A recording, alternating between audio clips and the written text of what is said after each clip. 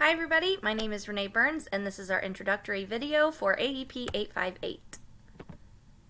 A little about myself. I have taught for 13 years at O'Laughlin Elementary here in Hays, Kansas. We are a looping school, which is fantastic. If you have any questions, let me know. But basically that means that I teach second and third grade. I keep my kids for 2 years, and there are so many pros to that. So if you're interested in learning more, let me know.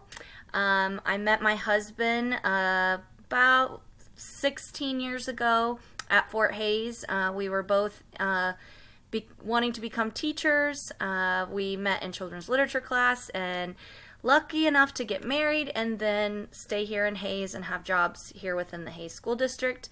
He now works at Fort Hays State University, but we have 2 little boys. Brody down there, he is going to be in middle school, and Byron's going to be in 2nd grade.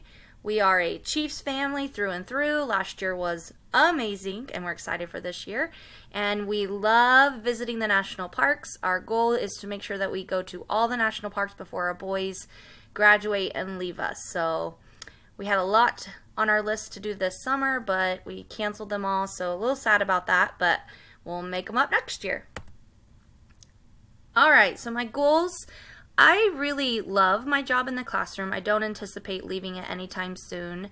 I hope to be there as long as it's the right fit for me, and maybe one day become an administrator. I don't know, we'll see. I would love to grow as a professional and as a human, and my real goal in life is to impact the lives of my little humans at school. So, all right, so let's get into data analysis and assessment.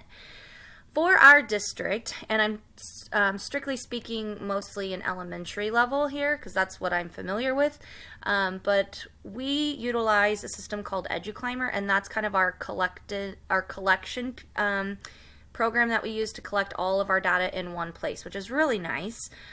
We are notorious for collecting data from all sorts of places here. You can list, I listed a whole bunch of them. We collect data, we create goals, and then sadly, really nothing is done with it on a district level or even building level. So that is something I'm looking forward to, hopefully finding evidence that's going to help me support and bring this to the building level as well as district level to make improvements in that area because we are very poor. O'Laughlin, when I first started teaching, was very data driven. We had the curriculum checklists or standard based grading back long time ago before it was really the thing or the new thing in education, and we did it very well. But I know that within the past 6 years, they've really wanted us to align with the district. And so unfortunately, we were reduced to just the minimum level. And, you know, the first couple years, we really stuck to our guns and like kept doing those things. But as it's not been required, naturally, we kind of reduced to the minimum. Like I said, it's very little that we use. However, I love data, and within my own classroom I kind of go crazy with it. I really need to probably calm down a bit because that's usually what drives a lot of my decisions and my passion. So I love being able to have creative groupings with student growth. That's something that I've kind of been sharing with the rest of my district or the rest of my building, but I love to tier my class up based on their tiers and then create goals based on those tiers just to kind of close that gap, and that's what I spend a lot of my time doing. I am never satisfied. Even if I meet my goal that we were looking at, I usually think, oh, we could have done so much better, or here's what we could have done in addition. Sometimes that's a very good thing. However, sometimes I see that I get a little carried away, and sometimes it'd just be nice to be happy with the progress we've made. I have never been officially trained, though, with collecting data or, you know, tracking interventions. I think I'm just curious by nature, and so a lot of what I've learned to do or created myself is just because I'm curious and I want to know how much growth we've made and if these decisions were helpful or if we need to change direction. Patience is really a struggle for me. I think that's where my weak point is with and concerning data. I don't always give the intervention the time that it needs before switching our strategies, and sometimes that can be a bad thing. So sometimes it's a good thing, but definitely I need to be more patient at times. Often there is support, often there to support others. Okay, so what I mean by that is a lot of our newer teachers and even some of our veteran teachers who haven't, our demographics in our building have changed drastically within the past like 5 to 8 years. And so we have had to adapt and change because our clientele is just so vastly different than what it was.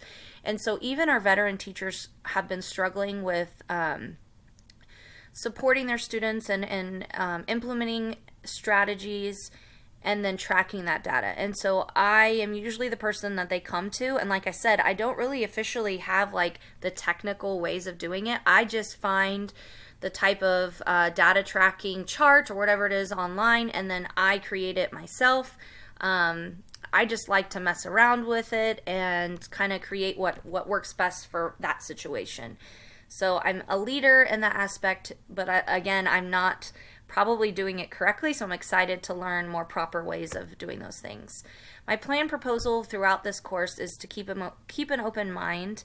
Anytime you're learning anything, I feel like you have to have an open mind and be receptive to other people's perspectives and the things that they have been successful with. I am excited to learn from my peers.